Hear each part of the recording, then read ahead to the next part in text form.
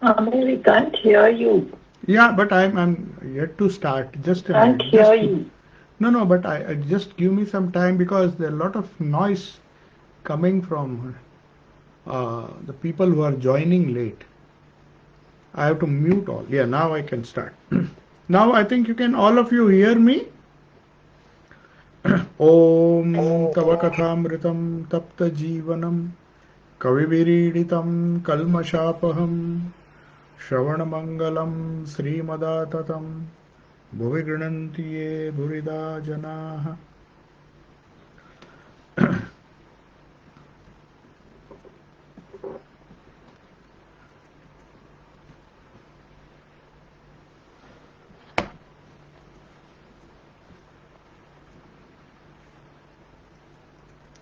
So we were discussing chapter 8 and the date of the conversation was 11th March 1885.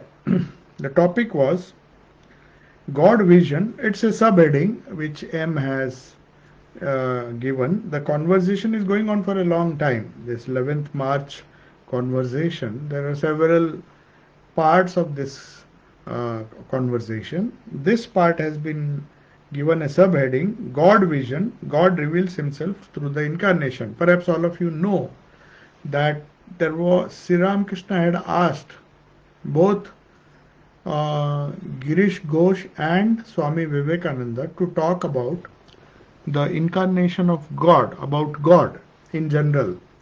So Naren was of the belief that how can God assume the uh, how can he become a human being? How can he take up a human form? That was because Naren was not yet convinced that Sri Ramakrishna was an incarnation of God. It took some time for him to accept that. Whereas Girish Chandra Ghosh was deeply devoted to Sri Ramakrishna and accepted him as an avatar, one who could save him right from the beginning of his contact with Sri Ramakrishna. So both of them were arguing, and Girish Chandra Ghosh, if you remember, in the previous class we discussed, Girish said, unless God incarnates as a human being, how do we know that God exists, and or how do we understand the different spiritual realities? They may be in the books, but somebody who comes and explains the wonderful experiences one gets when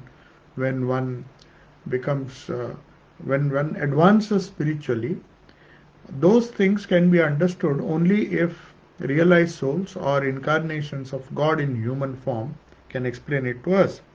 And Sri Ramakrishna corroborates that. He agrees and explains to all the people present there, especially Narendra, that unless God incarnates himself, how do you know the great spiritual truths?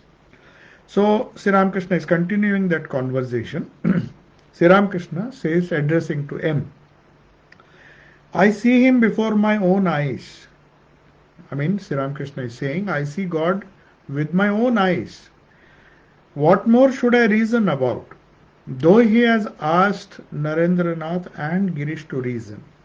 And you remember Ram Datta, Ramchandra was there, who did not like this kind of argument because there was no conclusion. People were trying to argue one way or the other that God can incarnate, and Girish was supporting that view, and Naren was arguing against that view. Though it was initiated at Sri Ramakrishna's instruction, not that they wanted to argue. Sri Ramakrishna asked both of them to argue, and he gave answers trying to explain Naren's position, which was true, and also Girish Ghosh's position, which was also true. So after when all these things were going on, it was Ramchandra Datta who got fed up of this discussion and said, why are we discussing all these things? Let Sri Ramakrishna speak something else. But Sri Ramakrishna, as I told you, was the guru of all. So it is a very, very bad thing for a disciple to doubt the intentions of his guru. It can cause intense spiritual harm to the disciple. Sri Ramakrishna knew that. He said, how can Ram interfere when the guru himself is asking two of his disciples to do some argument? He has something in mind which he is trying to achieve by this discussion. And if the disciple who has a particular kind of faith in the Guru, which may not be same as the faith other people have, each disciple has his or her own characteristic, and the Guru knows that, and that's why he gives different advices to different people at different on different occasions. An ideal Guru is supposed to do that. But when the disciples come together and Sri Ramakrishna is talking to two disciples, asking them to do something, and a third disciple, because he does not like that thing, he comments and says, "Why are we discussing all those things? Let us stop all this." Not knowing that it was Sri Ramakrishna who had initiated this conversation. So how can you doubt the intention? He had a particular purpose to be served by this discussion, and we see he's trying to substantiate what Naren has said, which is true from one point of view, and also Girish Ghosh's viewpoint he supported. And now he's telling his own conclusions, his own solution to this problem of having different ideas, whereas the essence is what is more important. It doesn't matter if there is diversity as long as you have some unity behind that diversity. That is what Sri Ramakrishna is trying to prove. He was a prophet of harmony of religions, harmony of faiths, harmony of different attitudes. It's not just harmony of religions he came to preach. Sri Ramakrishna came to preach harmony between people. If we see 90% or a majority of our problems are because we don't agree with each other. Not only from the religious point of view, even in our day-to-day secular matters. Most of the problems or troubles we face are not nature created. They are not natural to us. No doubt our nature is also part of Prakriti, but there are certain calamities which happen as due to the natural forces. But mostly it is human being because of his ego who creates problems and then tries to solve those problems. The troubles are created by his own misunderstanding or rather wrong understanding of the things. So Sri Ramakrishna is trying to reconcile the different ideas held by different disciples. Narendranath belonged to a different school. He was an Advaitin and he had all right to speak of God as consciousness. He does not have to accept God as an incarnation. But there are bhaktas like Girish Chandra Ghosh for whom accepting God as an incarnation will be more beneficial than just accepting God as Satchidananda beyond speech, beyond mind, and all those wonderful theories of Advaita. So a purpose is being served. And a third point was very clearly, the recording of M is so precise that even if somebody says a casual utterance, though however casual it may be, it teaches us a lot of things. The first thing is when a guru is instructing two disciples, the third one should not disagree or interfere. That means he doesn't have faith in the Guru, and that can do immense spiritual harm to that disciple. And that is the reason why Sri Ramakrishna simply shuts Ramchandra Datta. He says, "You just keep quiet." He was getting irritated.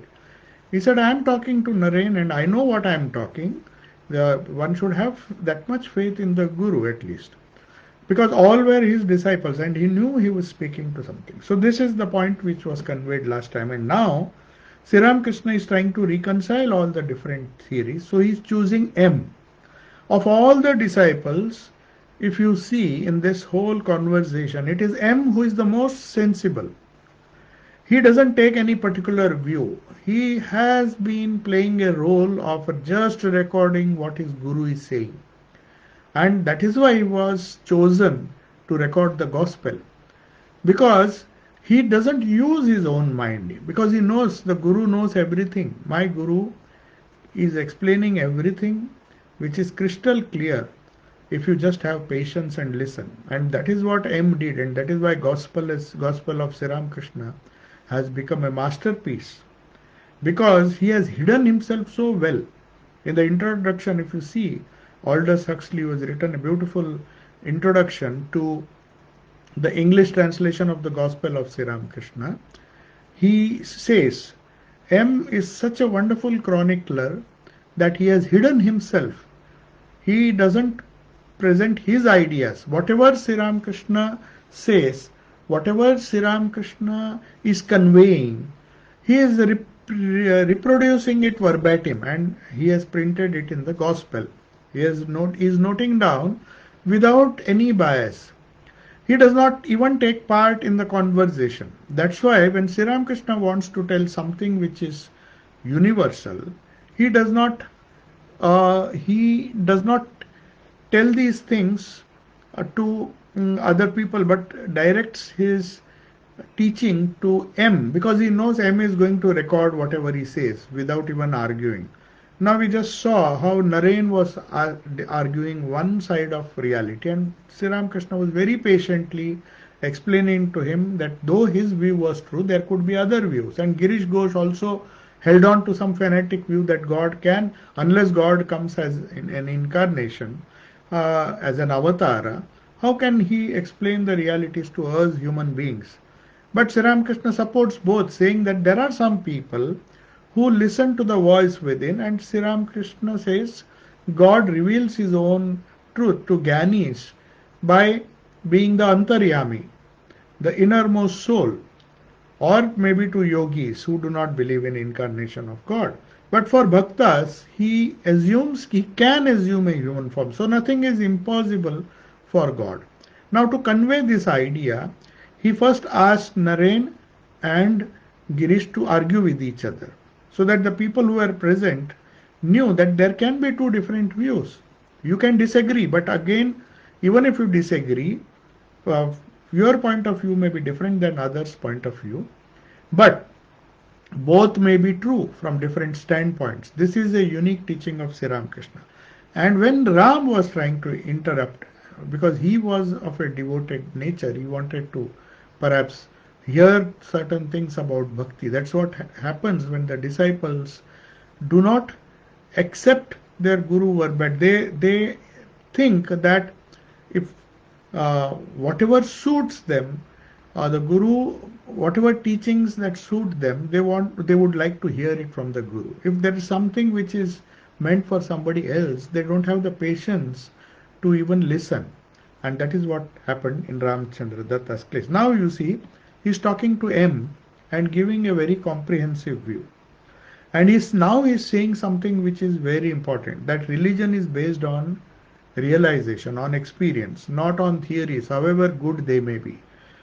If Naren says one thing, Girish says another thing, Ramchandra Datta says another thing, there is not going to be any solution to their argument. Reason has got a limitation.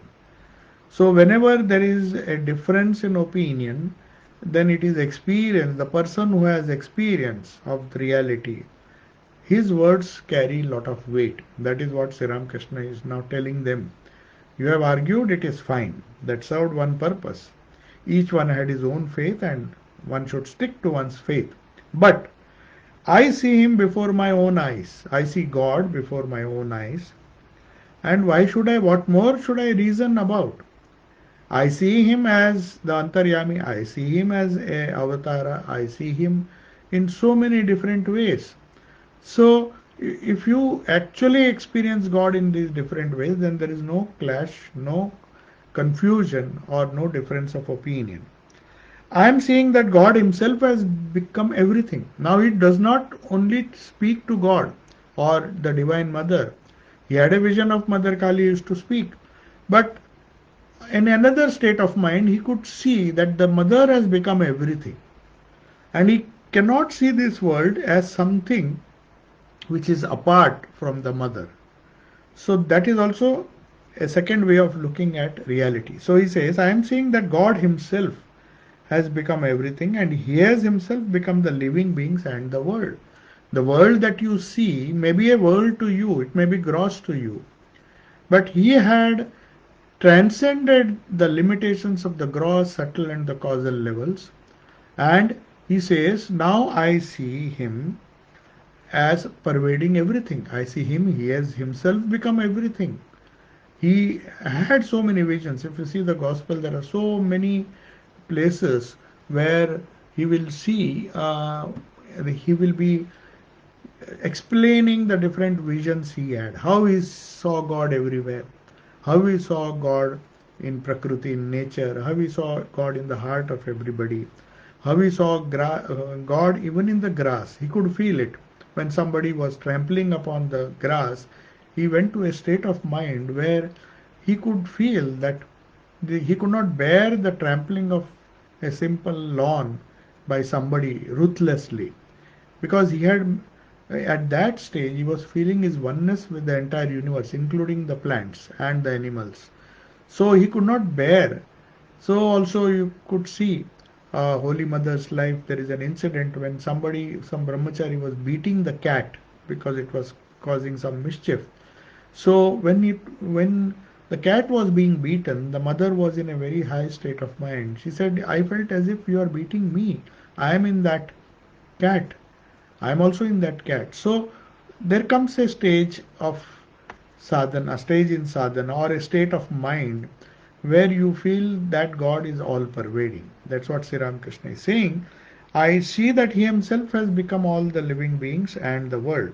But this is not possible for everybody. But without awakening the consciousness within you. Now, this seeing God everywhere is possible if you see the God within you. God means Sat, Chit and Ananda. The consciousness aspect, if you see God within yourself as consciousness, then there is a chance that you will see that same consciousness as all pervading. And then you can say, I am seeing God everywhere. It's not in the gross sense that God is seen everywhere. As gross objects, the world is different. Every object is different. We don't see God. That was the question which Naren asked Sri Ramakrishna. What is this ridiculous theory? You say God is everywhere. Is this pot God? Is this vessel which I am seeing in front of me? Is God there? Because he was, when he first came to Sri Ramakrishna, he was educated by reading Western philosophy in the universities. He never had that experience of all pervading existence of God as consciousness till Sri Ramakrishna touched him and gave, that he went into samadhi. But that was much later. But when he came, he was thinking it's a ridiculous thing for a Western, for a person educated in the modern education system, for them to accept the existence of the consciousness, spirit everywhere, which is part of Vedanta, appears to be a bit unusual or new. He said, unless you experience that. But when he really experienced, when Sri Ramakrishna touched his chest and he got that vision of God, all pervading God, for a few days he could not do anything. I mean, he became, his mind was raised to such a state that he could see that God everywhere. He in fact hit his head on the railing of one of the uh, places in Calcutta, just to see whether it is different from him, because he could perceive no difference between himself and the whole universe. But that state did not last long, because he could not have lived. And Thakur withdrew that samadhi and said, I will give you that realization when your work is over. So to do the work, to work in the realm of Maya, Naren had to come down, and Sri Ramakrishna said, you have had a taste of the mango, but the mango will be hidden. I will have the key, but that key will be with me. And that realization you will get when your work is over. So that's why Sri Ramakrishna says, first the consciousness has to be awakened within you. We want to see, when Swami Sharadanand also told him that I want to see God in every jiva. He says, oh, that is the last word of spirituality. It cannot be achieved now. First you try to see the God or the consciousness within. And then you will see the same consciousness as all pervading. That is a later stage. So he says, without awakening the consciousness within you, you can't realize the universal consciousness. How long do you reason? No doubt reason as a place. You take the scriptures, you go on reasoning, neti, neti, neti, not this, not this. Then you go to subtler levels of existence. You say the Annamaya Kosha is not God or Sachidananda. Then you go to the Pranamaya, Manomaya, Vijnanamaya, and as your meditation deepens, you meditate on pure consciousness. You try to meditate on pure consciousness, but you will see that unless you realize that consciousness within the heart, you cannot possibly see that consciousness as all pervading and can't see God everywhere. So he says, mere talking will not do. I see that he indeed has become everything. One can only gain awakening by his grace. When you awaken, you go into samadhi. Sometimes you forget your body. Your attachment to lust and greed vanishes. And you don't like anything except talk about God. You will feel pain to hear worldly talk. We saw when the conversation on 11th March began, Sri Ramakrishna entered somebody's house, a devotee's house. And the moment he saw some newspapers, he asked those newspapers to be removed immediately. And then he asked some Ganges water to be sprinkled there because he could not enter or he could not sit on such a place. He was so sensitive. So this is the state he is referring to, that he cannot hear anything except talk about God. And you feel pained. He used to feel pained when the newspaper touched him because he had become so sensitive towards, and he had such a great abhorrence towards lust and greed, which characterize a normal worldly being, that any touch or even the news of those things, because the newspaper would normally be full of all these things about prosperity, about wealth, about cheating, all the good and bad news which we read in the newspapers. Sri Ramakrishna said, as it is, we are dealing with the gross world, which is so difficult to transcend. We cannot even think of God for a few moments.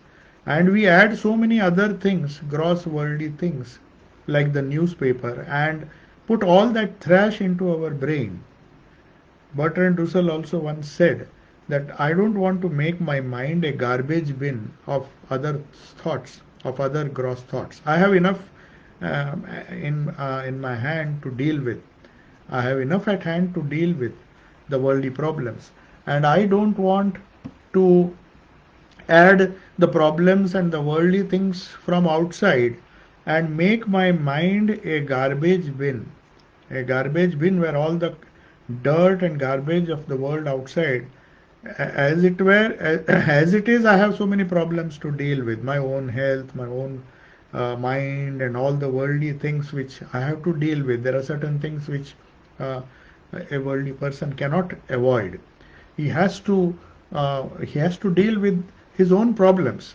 And if we start, because of our curiosity, if we start adding our problems, adding others' problems, and fill our mind, and that curiosity, as the English proverb goes, curiosity killed the cat. The cat, if it was left to itself, like the lion is an animal which does not bother about others. It just lives to itself. It's a lonely type of animal. But the cat is supposed to be very curious animal. It's always curious. It will be poking its nose everywhere. And that's why they say, perhaps the proverb is that curiosity killed the cat. So this Sri Ramakrishna says, he would not like, the last sentence says, you do not like to hear anything about except about God. This is at a state which a realized person, or a person who has realized this consciousness within, he does not want to lower his consciousness and put his mind to the world. First of all, it is so difficult to raise one's consciousness, and after having done that, one does not like to put that consciousness into the things of the world. Here's his attachment. First he says, you forget your body, which is so very difficult. It is not an easy thing. We may perhaps forget some attachment to lust and greed. But to forget one's own body, when things are not going well with your body, just to imagine that I am the spirit, I am not the body, is such a difficult thing. It may be very easy to say that one should uh, forget this attachment to the body, but we cannot give up our attachment to silly objects of which are not part of our body. So what to speak of our own body, which is so close to us and which is so difficult to get rid. So he says some people may get rid of attachment to may get rid. Sometimes you may forget the body. That's what he's saying. He says you may forget the body, but sometimes you have to use your willpower to give up all your attachment to lust and greed. It vanishes. It doesn't vanish of itself. It is only when you realize, when you meditate long enough on the consciousness which is within your own self, within your own heart. And in that place, when you meditate on God as pure consciousness, then there is a chance that you may forget your attachment, but it comes back. Sri Ramakrishna said it is not so easy. The idea that I am the body. For example, there was this famous incident of Swami Turiyanandji.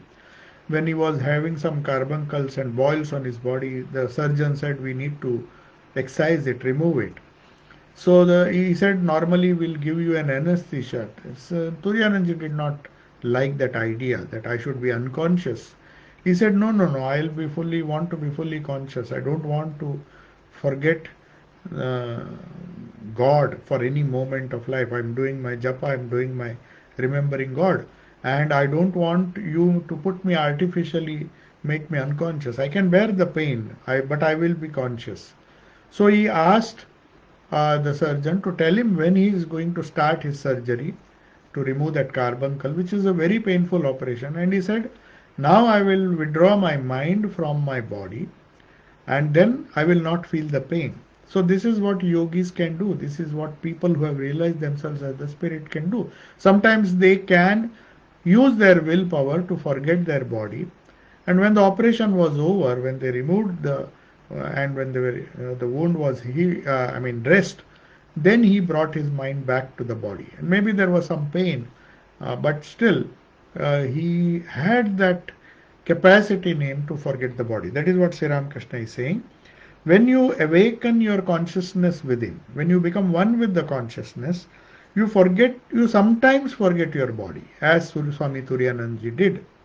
And your attachment to lust and greed also vanishes. Because if you don't have a body, then how can there be lust towards other physical bodies? How can there be greed and all those things? Because there is no gross element left when you meditate, when you are meditating as pure consciousness. Pure consciousness is full of ananda.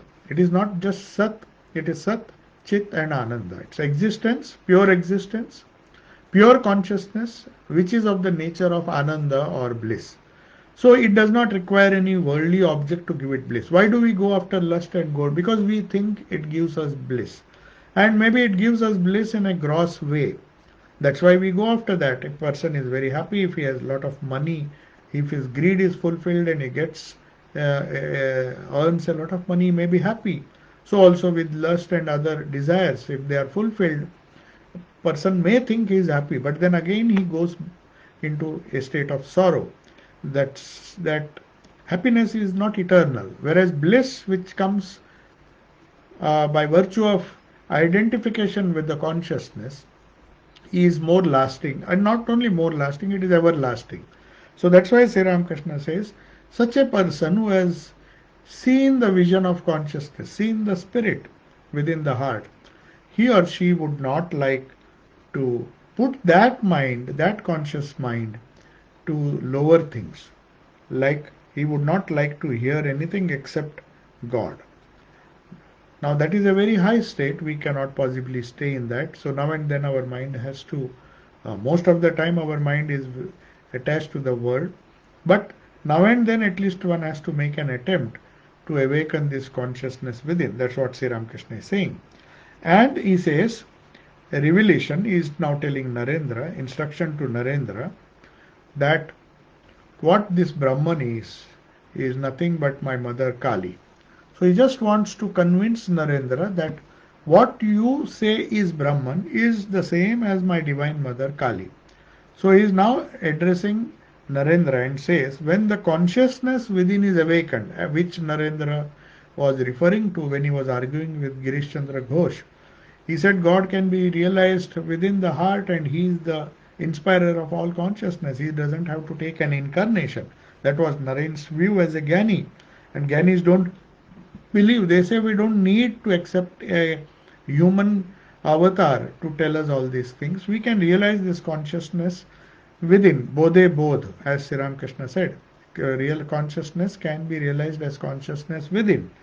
So he says when the consciousness within is awakened, it is somehow connected to the universal consciousness. And then you see that you have realized the Brahman, which is who is of the nature of pure consciousness. And then you become blissful. At the end of the discussion, Sri Ramakrishna says to M says to M. He is addressing, of course, intending to explain, convey these things to Narendra, but he knows for certain that M is recording everything and he'll go and put it in his diary. So he says, I have seen that you can know him one way through reasoning, as Narendra did, and in another way through meditation.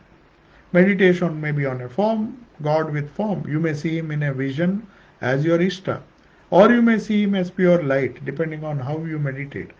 So he says, by reasoning, by jnana, by the path of jnana, you might realize him by saying neti, neti, not this, giving up the gross. It's a direct path, but it is very difficult.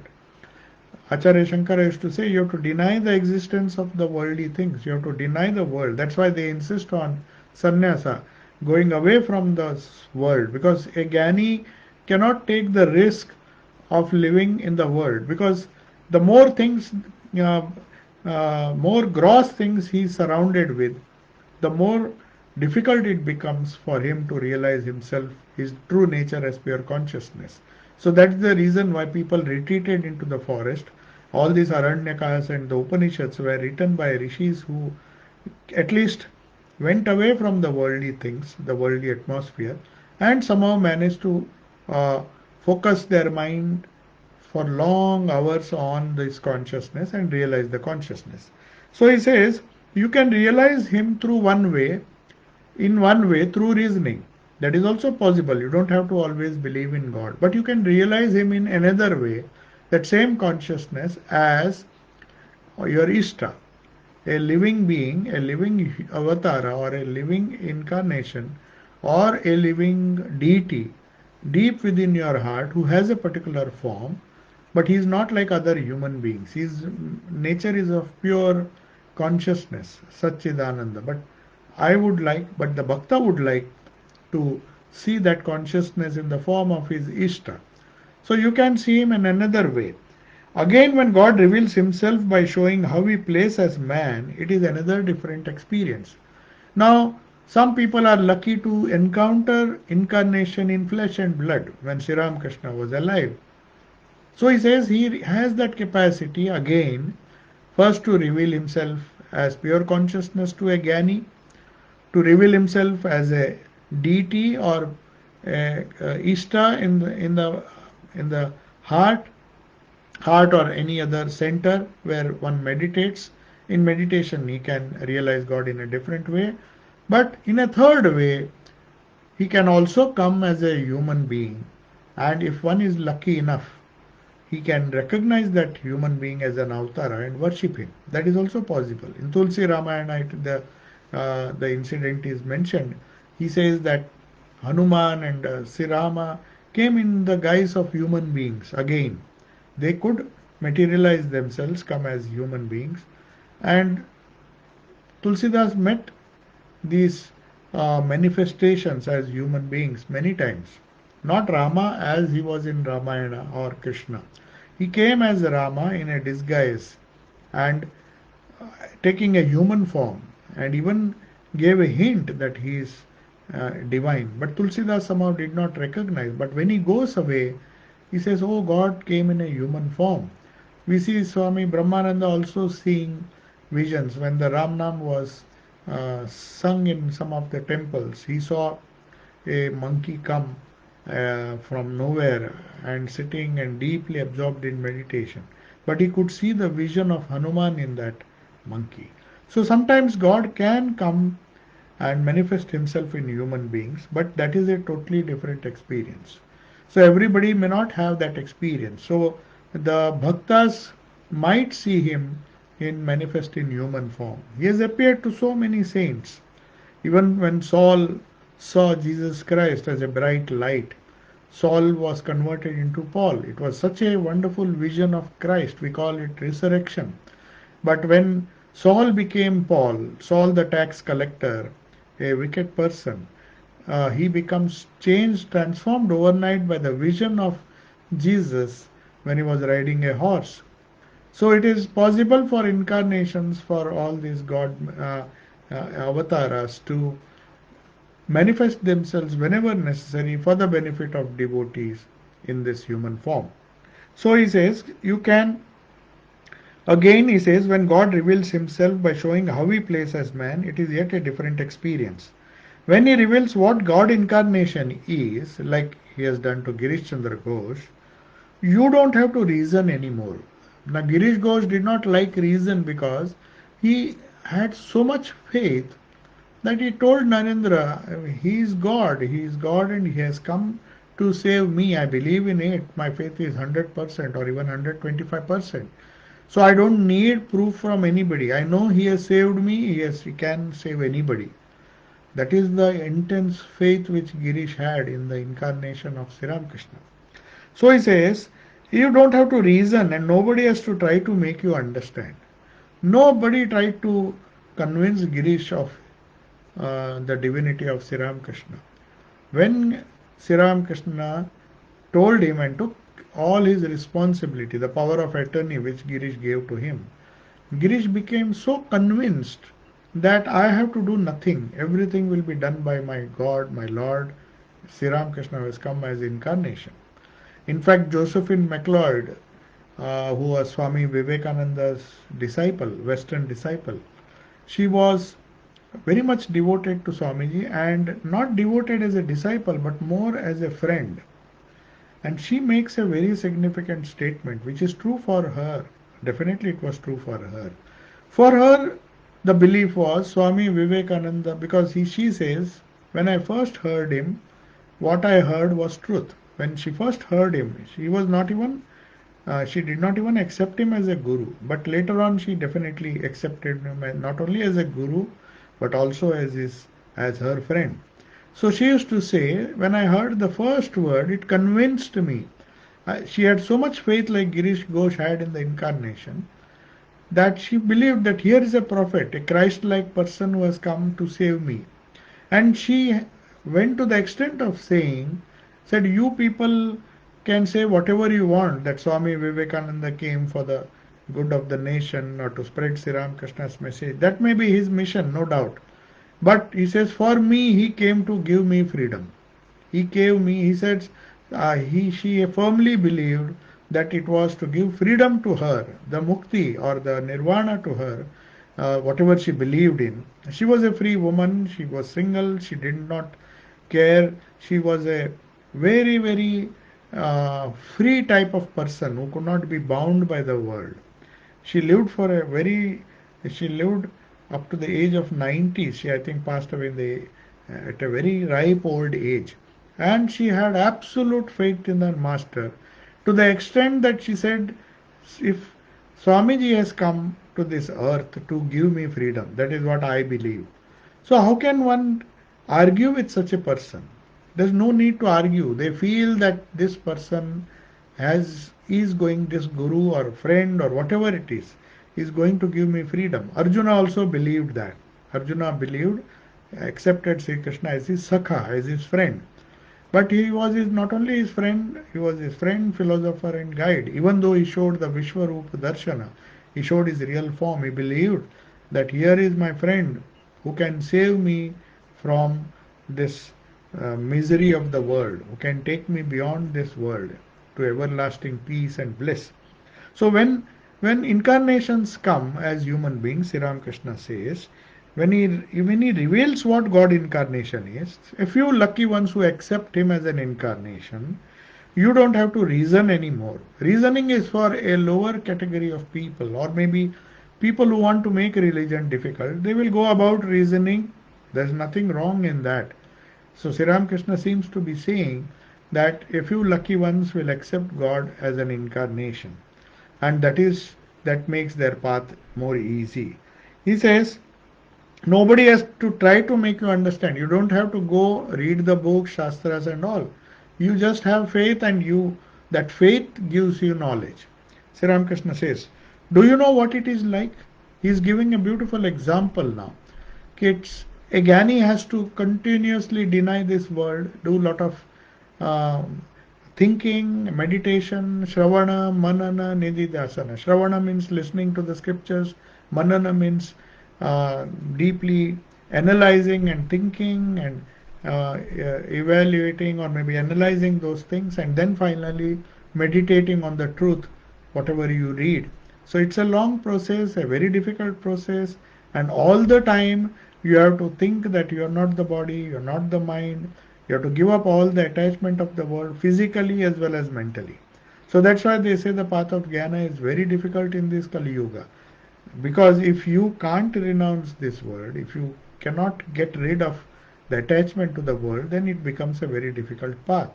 That's why this gospel, when he speaks to devotees, he gives them a simpler path to understand, to follow. So he says, you don't have to. Do you know what it is like? He gives a wonderful example. He says, it's like striking a match and the place is suddenly illumined. It's a dark room. Similarly, if God suddenly gives you light through His grace, all doubts vanish. Can He be known by mere reasoning? Now, just as when Girish was told, the faith of Girish immediately gave him the grace of Sri Ramakrishna. Sri Ramakrishna says, okay, you don't have to do anything. Can you just surrender yourself to me? And Girish immediately agreed, though he did not know the consequences of surrendering to the Lord. Then he doesn't no longer has his own will. He said it was not so easy to give up one's ego, to give up one's will. So he says, Sri Ramakrishna says, just like a matchstick, even if a room is full of darkness for centuries, it's a dark room. You just take a matchstick, and when you light it, it doesn't take time for the room to be illumined, to be illuminated. It just takes a second, as long as the light, as soon as the light is, the match is struck and the flame is there, the whole room becomes bright. So he says that is how God gives His grace. You simply have to have faith, and he says God cannot be known by reasoning, or even if He can be known by reasoning, the process is a long one. At the end of it, you might really, but still the grace of God comes just like a matchstick when it is struck. It suddenly gives light and removes the darkness of centuries. Now Narendra is asking, Thakur calls Narendra and makes him sit near him. He inquires about him and shows great affection to him. Though he has pointed out to Narendra that what you say is right, I am not disagreeing, but this is a easier path. So after giving that, he calls Narendra, and he knows that Narendra is undergoing a lot of problems because financial worries, his father had died and all those things. Perhaps that was in his mind. He was not having a job. There were so many worldly problems he had to solve. So he is kindly worried about, not only worried about him, Narendra, but he calls him and speaks some good words, kind words, inquires about him.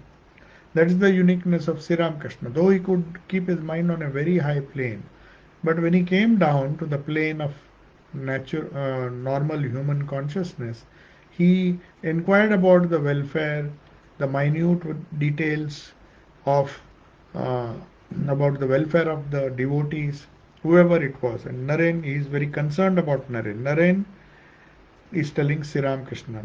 Naren is telling Sri Ramakrishna, alas, I have meditated on Kali for 3 or 4 days, but nothing at all has happened. Now, if you remember, Naren belonged to the Brahmo Samaj, and in the initial stages he was reluctant to worship Kali because that was not permitted in the Brahmo Samaj. You could not worship God in idols or in the temple. But listening to Sri Ramakrishna or hearing from him the various ideas about the Divine Mother and how it is not different from Brahman, Naren tried to worship Ma Kali as Sri Ramakrishna instructed him. He said, I have meditated on Kali for 3 or 4 days, but nothing has happened. I did not have a vision or maybe any whatever he expected to happen. Sri Ramakrishna says it will happen gradually. Kali is none other than Brahman. The one who is Brahman is Kali. Kali is the primal power, the Adya Shakti. When it is inactive, I call it Brahman. When it creates, preserves and destroys, I call it Shakti. So, when it is inactive, in the sense pure consciousness, without creation, without the modifications that we see in the world around us, where the universe as part of Prakriti, the whole universe is nothing but part of Prakriti. The whole Prakriti uh, manifests itself as this universe. He says, when it when it creates, the creation takes place. Maybe it is cyclic. It creates. It some universes are created right at this moment in the. That's why they now don't use the word universe. There is not one universe. There are multiverses. In some cycle or some places, the universe is now being created. Things are being created. Expansion. The Big Bang happens, and in some places it is getting destroyed and entering into a black hole. So there are so many multiverses.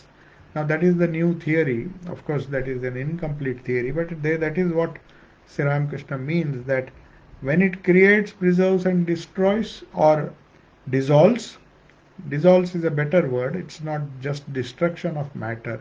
It's dissolving into the original cause. That is what is known as pralaya. Srishti, Sthiti and Pralay. Srishti means creation. Sthiti means preservation, the running of the universe. The universe goes on and on and on. And then a stage comes when, after it has finished its cycle, it goes back into the rudimentary, the original potential state, which can be explained physically by different terms such as black hole. So everything goes into that, gets condensed or maybe goes back into seed form. There is no manifestation seen, but it does not vanish. It comes back in another cycle as a new creation. So that is what Sri Ramakrishna is saying. When it is not creating, when it is not dissolving, or when it is not in a preservatory state, then it is known as, then it is inactive or as pure consciousness. When you say inactive, you should not think it is zero. There is no shunya or shunyavada as Buddhists believe. Here we believe that the existence is there, but it is a conscious, universal consciousness that remains. The gross manifestation ceases to exist. It dissolves into the universal consciousness.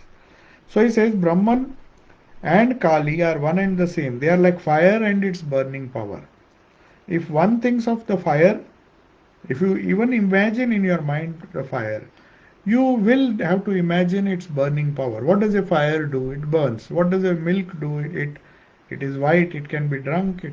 Or what does water do? It can wet surfaces. So you know the properties. So you can't separate the property from the substance. So here she says the fire and its burning power. So when the fire is burning by itself, it's, if you can imagine fire without its burning power, it is like imagining or being one with Brahman. But when that Brahman is considered to be burning or like the fire burning, then the burning fire represents Kali or the Divine Mother or Shakti.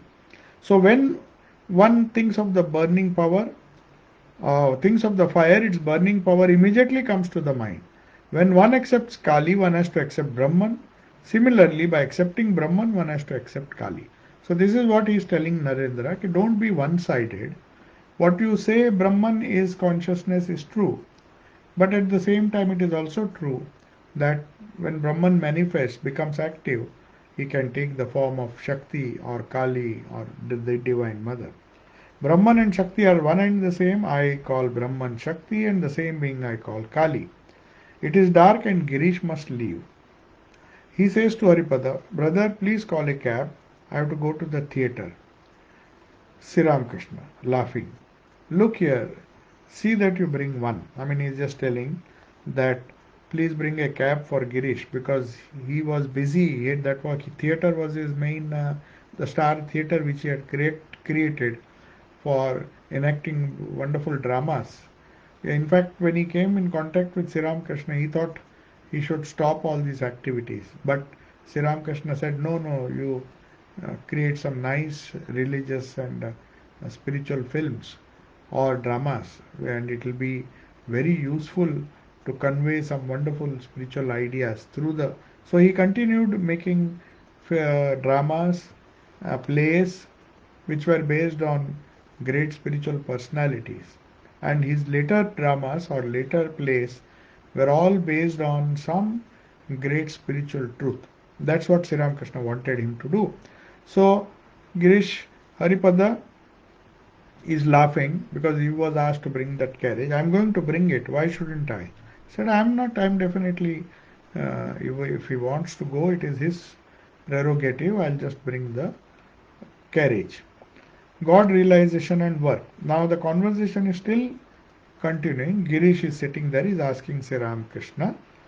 Girish is telling Sri Ramakrishna, I have to leave you to go to the theatre. So he's just reiterating what he had told Haripada. So Haripada is going to bring the carriage and he is going to go. Sri Ramakrishna says, yes, yes, you have to serve both parties. Both parties means he says God has created you in such a way that you have to serve the world at the same time you have to serve God. It's fine, you do it. As long as you can't serve God fully, you can serve Him, serve the world partially, you have to perform your duties, so do it. He says you have to serve both parties. King Janaka was loyal to both matter and spirit. He was a king, but he was a Brahmagani. So though he had to rule the kingdom and he had to do all his duties, at the same time he was not attached to the worldly duties. He was attached to the world of the spirit. So though he did apparently outwardly did lot of activities like administering the kingdom and doing all sorts of things which a householder or a king has to do, but at the same time he held on to the spiritual world also. That's why Thakur says he drank his milk from a full cup. All laugh. Means his life he lived to the fullest extent.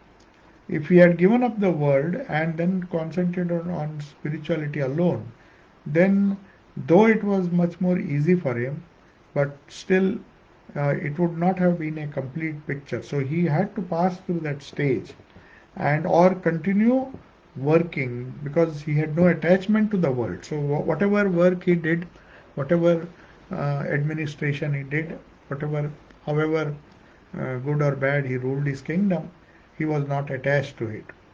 That's why they say he once remarked that even if the whole Mithila, he was the king of Mithila, is burned to ashes, it will not bother me because he had realized himself as spirit even before he had uh, assumed the throne of kingship. Now he is saying, Ramakrishna is saying, Sri Ramakrishna is saying, all are laughing when he says that you are Girish. He compared Girish to Janaka. He said, see, you don't stop your drama or your star theatre. Do that and at the same time come here and develop your spirituality as well. So Girish now is a bit upset because he was finding it very difficult. So he says, I'm thinking of leaving the theatre and everything to the younger fellows. I mean, he had a team, so he felt if I get involved, I should be embracing Vanaprastha sooner or later. How long am I going to be concerned with the affairs of the world? Though it was a good activity which he was doing, he felt that I can hand over to the younger people and not get myself involved and free myself. So this is the idea behind Vanaprastha, that you don't interfere in the world, especially of your sons and daughters once you reach a certain age. Vanaprastha was created for that. So here Girish also is quite middle-aged. He was quite old when he came to Sri Ramakrishna. So he felt that there are younger people who can take care of my theatre and run it for me. Then why should I bother myself? So he says Sri Ramakrishna, but Sri Ramakrishna says no, because he knew the time had not come for Girish Ghosh's Vanaprastha. And not only that, perhaps if the theatre was run by somebody else, they would not have done such a great favor to the world by creating some wonderful dramas. That's why he says, no, no, no, this is all very good. It is helping many people. In fact, some of his plays brought a lot of devotees, Vaishnavas and others, his Chaitanya Leela and all, brought him to, uh, brought them to him, and he took them to the master. So many people were benefited spiritually by Girish Ghosh's drama. So Sri Ramakrishna says, no, no, no, no, don't worry, it is not going to bind you. You are already free. Uh, this world will not bind you. You are doing good work. You please continue. Narendra says in a low voice, just a moment ago, he was harping on God, on incarnation of God, and now the theatre is drawing him. Now, Ganesh, you see, the difference is Naren is going to be a monk. He is not going to be bothered about the world in future. He is just waiting for to renounce the world.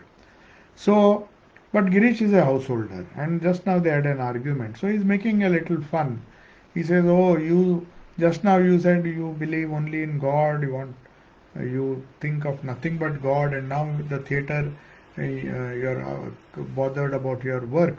So he's just joking in a very low voice. Says, "Just now he was saying that he was harping on God, incarnation, and all this big stuff, but now he says."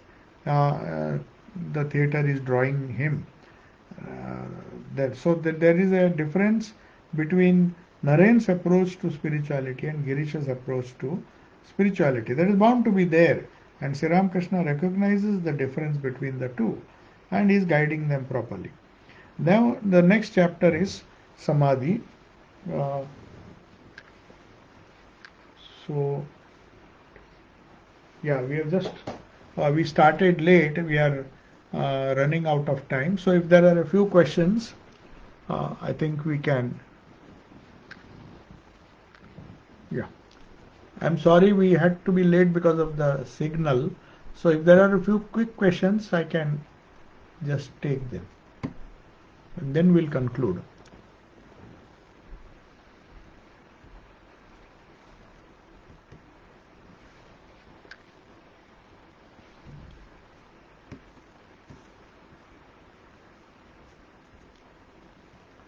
Are there any questions?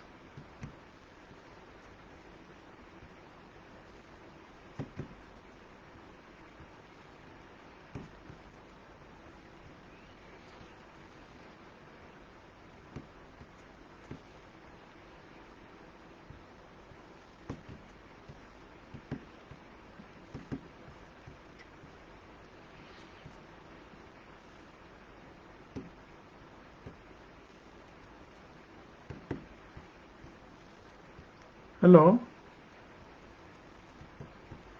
Maharaj? Yes, please. Swamiji, just one question. Okay.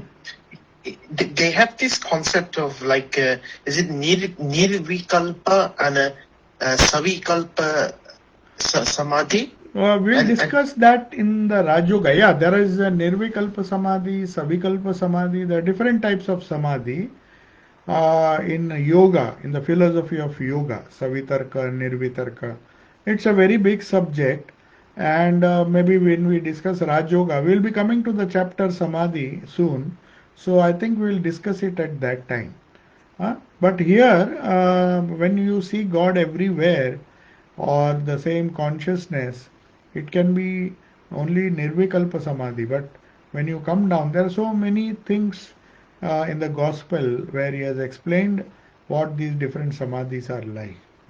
So here it is Nirvikalpa Samadhi. When Sri Ramakrishna is saying, when you go into that Samadhi and you perceive God, the path of the Jnani, he perceives God as a undivided consciousness.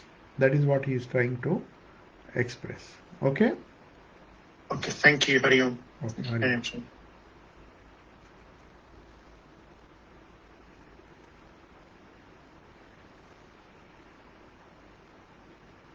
Are there any more questions? Or we'll close for the day. I hope everybody is was able to see and hear. Was everybody able to see and hear? Yes, Maharaj. Yes. Yes, we were could hear. Finally. Yeah.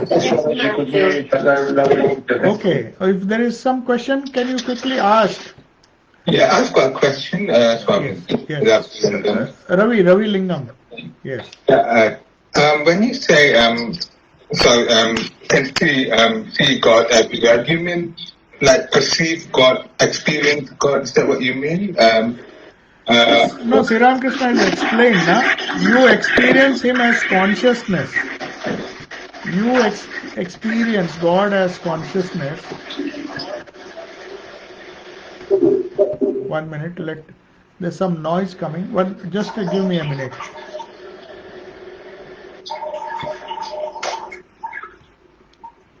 Yeah, Sri Ramakrishna himself said now what he means by seeing God everywhere.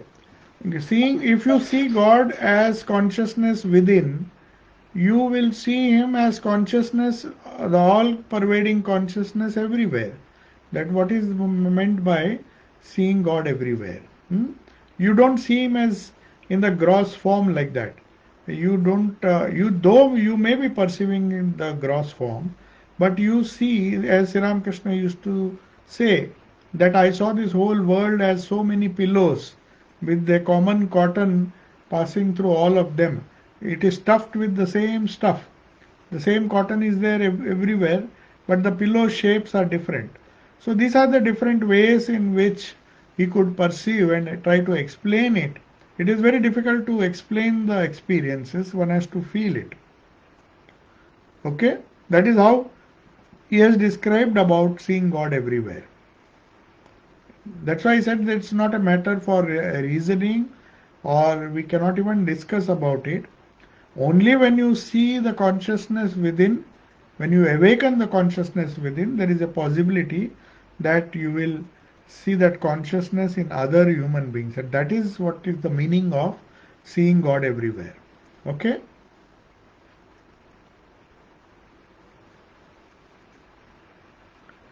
So shall I take your leave now? Just wondered, Maharaj, when Swami is coming back. Oh, we at least 1 week. At least 1 week. Monday they will perhaps give the discharge plan, but not before Monday. So Monday we will be able to get an idea, but it seems that it won't be before Friday next earliest. It can be later.